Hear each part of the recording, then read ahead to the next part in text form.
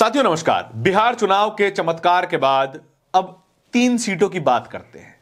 इन 3 सीटों में क्या खास है?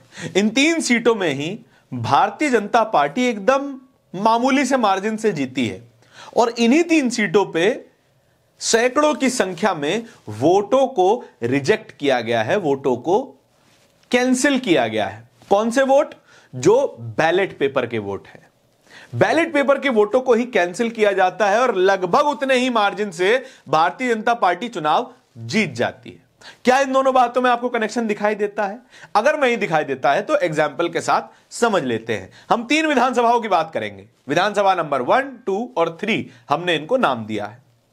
विधानसभा नंबर 1 का स्क्रीनशॉट आप अपनी स्क्रीन पर देख रहे हैं। यह चुनाव आयोग की वेबसाइट का स्क्रीनशॉट है। एकदम ऑथेंटिक डेटा आपके सामने मैं रख रहा हूं। विधानसभा नंबर 1, विधानसभा का ऑफिशियल नंबर है 221। यहां पर भारतीय जनता पार्टी के कैंडिडेट को मिले 80,380 वोट और आरजेडी के कैंडिडेट को मिले 80,268 वोट। दोनों का अंतर 112 वोट।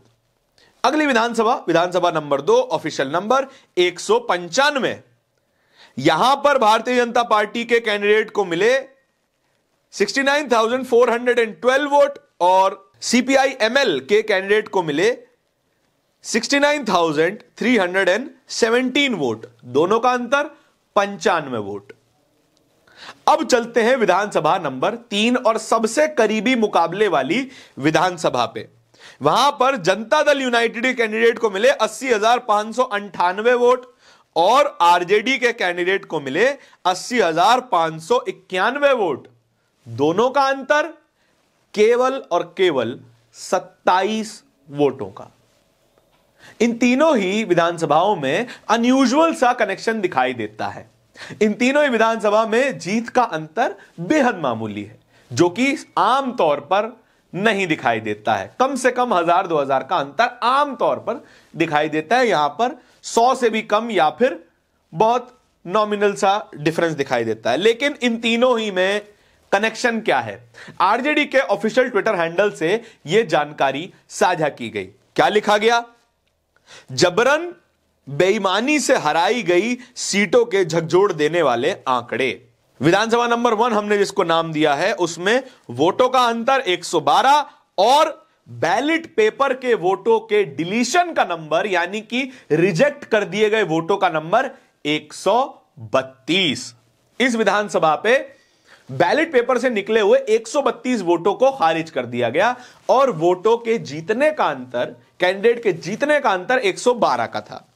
विधानसभा नंबर 2 जिसको हम नाम दे रहे हैं, वहां पर जो जीत का अंतर है वो 95 वोटों का है और जो बैलेट पेपर वोट जो डिलीट कर दिए गए, जो खारिज कर दिए गए, वो थे 175 वोट।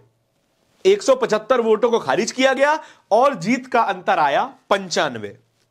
विधानसभा नंबर 3 जिसको हम नाम दे रहे हैं, वहां पर जीत का अंतर था केवल और केवल 27 वोट और जो वोट खारिज किए गए वो थे 360 वोट। क्या इन तीनों ही विधानसभा में डिलीट किए गए नंबर, खारिज किए गए वोट और जीत का नंबर इतना आसपास कैसे है? यह ज्यादा बड़ा सवाल है। अगर ये वोट खारिज न किए जाते तो फिर जीत तय थी।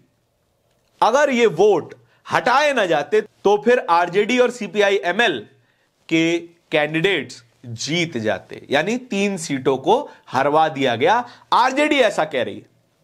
यह सवाल किसके लिए है? सवाल है चुनाव आयोग के लिए, सवाल है ज्ञानेश कुमार के लिए।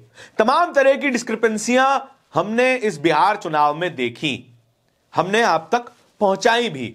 लगातार लोग पूछ रहे हैं कि जो वोटर्स के नंबर आपने पहली प्रेस कॉन्फ्रेंस में बताए, वही वोटर्स के नंबर चुनाव खत्म होते होते इतने बढ़ कैसे गए? लेकिन इस पे भी कोई जवाब नहीं। इस पे भी केवल और केवल सन्नाटा दिखाई दिया।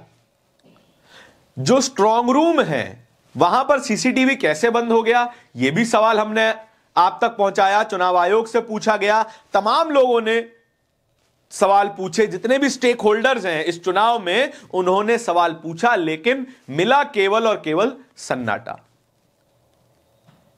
बिहार में चुनाव लड़ रही आरजेडी, कांग्रेस, सीपीआईएमएल, वीआईपी तमाम पार्टियां लगातार सवाल पूछ रही हैं कि ये डिस्क्रिपेंसियां कम से कम इनके बारे में आप बात तो कीजिए, कम से कम इनको लेकर आप जवाब तो दीजिए। लेकिन हार जीत की बात तो अलग है, कौन हारा कौन जीता चलता रहता है, कोई दिक्कत नहीं।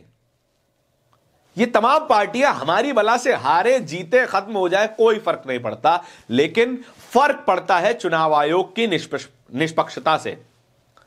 हम एक वोटर के नजरिए से ये पूछ रहे हैं कि अगर सवाल है तो फिर उसके बराबर में जवाब क्यों नहीं है।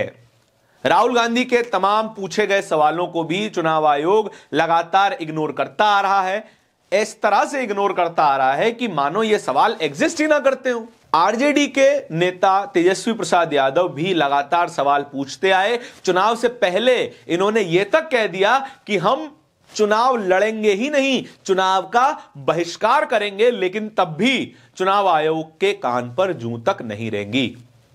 तो हम एज अ वोटर कैसे मान लें कि चुनाव आयोग निष्पक्षता से चुनाव करवा रहा है। इसका एक दूसरा पहलू समझते हैं।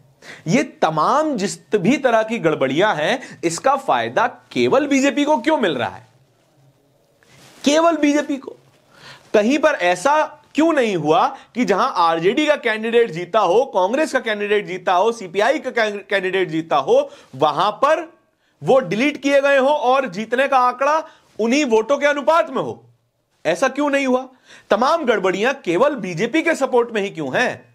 कांग्रेस आरजेडी के सपोर्ट में ये गड़बड़ियां क्यों नहीं आई? अगर ऐसा होता तो फिर इसको माना जा सकता है ये ह्यूमन एरर है और इस पर जांच करके समाधान निकाला जा सकता है। लेकिन फायदा केवल एक पार्टी को, नुकसान सभी पार्टी को। ऐसा कैसे हो सकता है?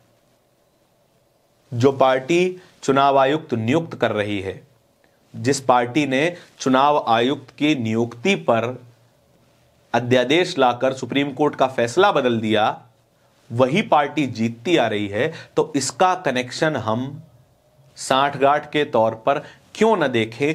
इसका जवाब अगर चुनाव आयोग दे सकता है तो फिर जरूर दे। लेकिन हमें उम्मीद है कि चुनाव आयोग इस उम्मीद पर खरा नहीं उतरने वाला है। इस खबर के बारे में आपके क्या विचार हैं, कमेंट सेक्शन में जरूर बताइएगा। इस तरह की खबरें और भी देखते रहने के लिए बोलता हिंदुस्तान को सब्सक्राइब जरूर कीजिएगा। बहुत बहुत धन्यवाद।